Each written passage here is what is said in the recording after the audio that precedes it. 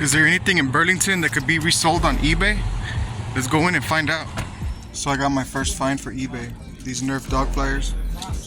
There's a bunch of them right here. 1, 2, 3, 4, 5 of them.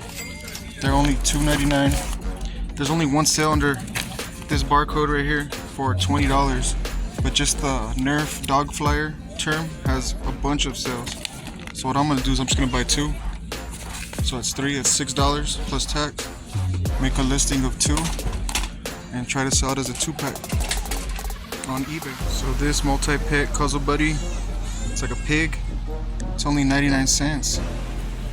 Can't leave it for 99 cents. It's only like 5 sales under that barcode, but 99 cents? Oops, I gotta take that. So I'm gonna take this LSU Tigers camo bucket hat, fishing hat, whatever you wanna call it. There's a Nike tag right there. I didn't find this hat with the UPC code.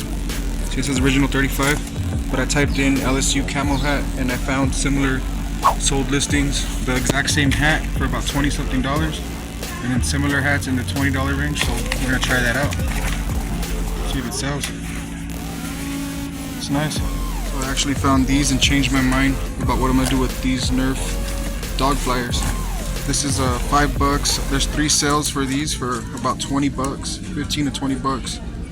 So what I'm gonna do is put two of these in a listing, and then a set of these, and I'm gonna put it for $39.99 and see how that goes.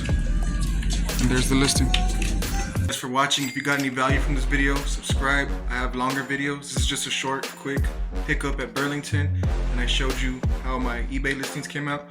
Appreciate you guys. Catch you on the next one.